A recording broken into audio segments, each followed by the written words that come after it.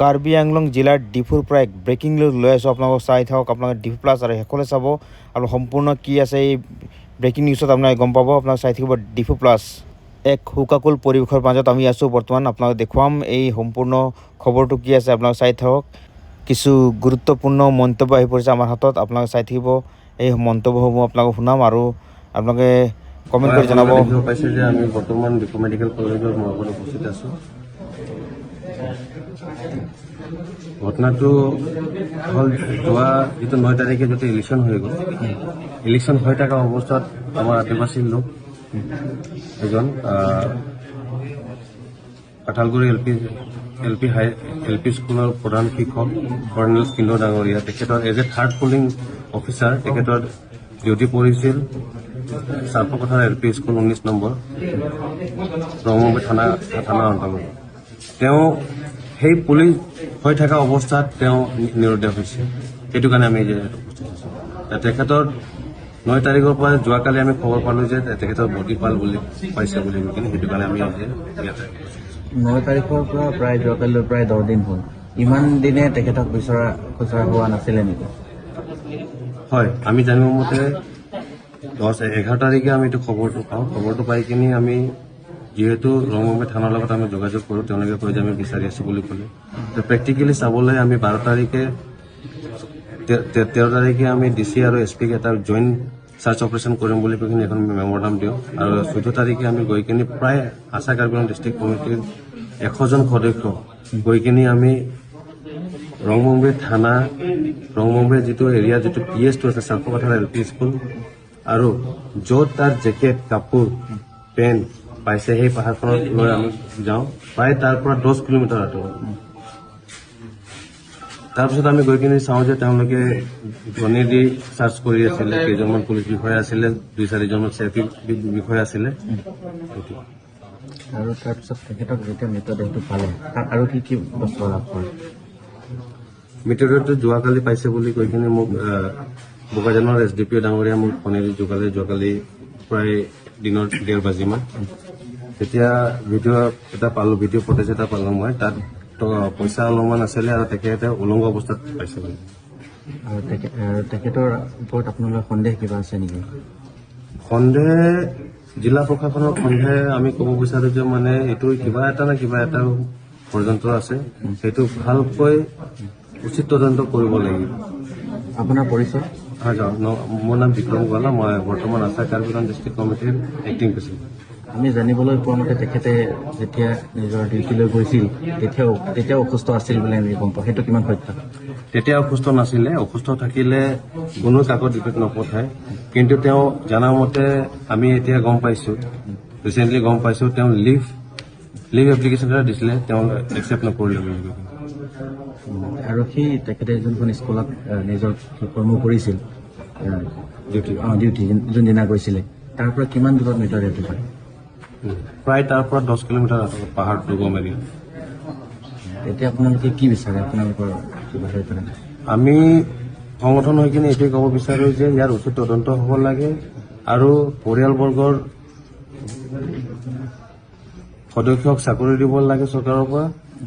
তাৰপিছত যিটো election commission যোনটো এক্টটো আছে, সেইটোত কম্পেনচেশ্যন যিটো আছে সেইটো উচিত কম্পেনচেশ্যন তেওঁলোকে দিব লাগে পৰিয়ালবৰ্গৰ পৰা।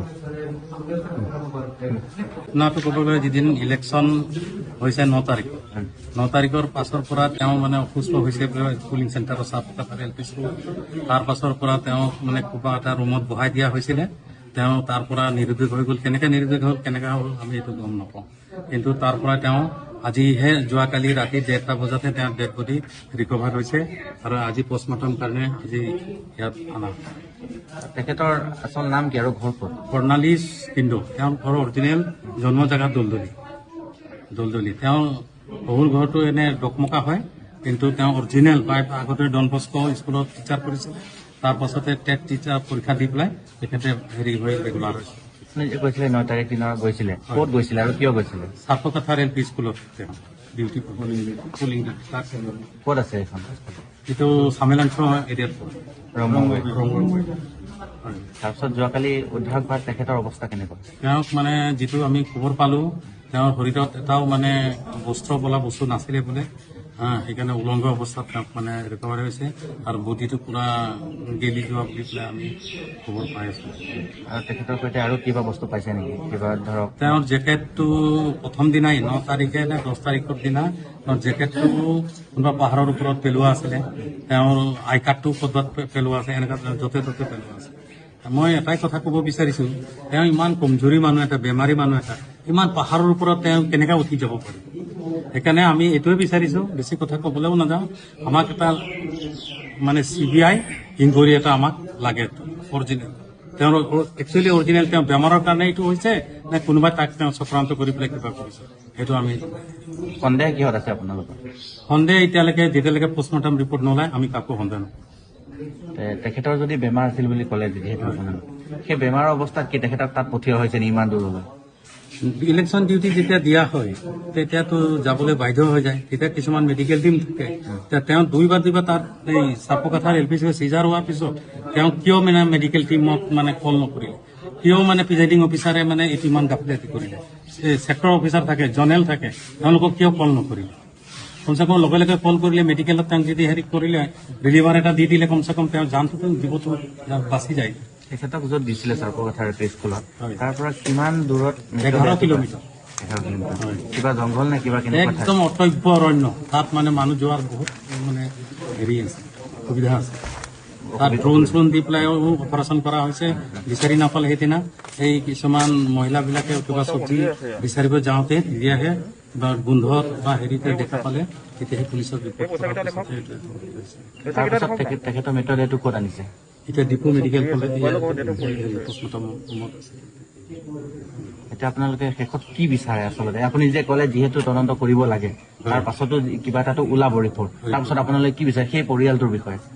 সেই পৰিয়ালটোলৈ এটাই কথা আমি বিচাৰিছোঁ, ইলেকশ্যন কমিশ্যন অফ ইণ্ডিয়া যিটো দিবলগীয়া তেওঁলোকৰ যিটো প্ৰাপ্য পাব লাগে সেইটোতো ব্যৱস্থা কৰিব, আমাৰ DC ছাৰো সেইখিনি ব্যৱস্থা কৰিব বা ইলেকশ্যন অফিচাৰ ছাৰে সেইখিনি ব্যৱস্থা কৰিব।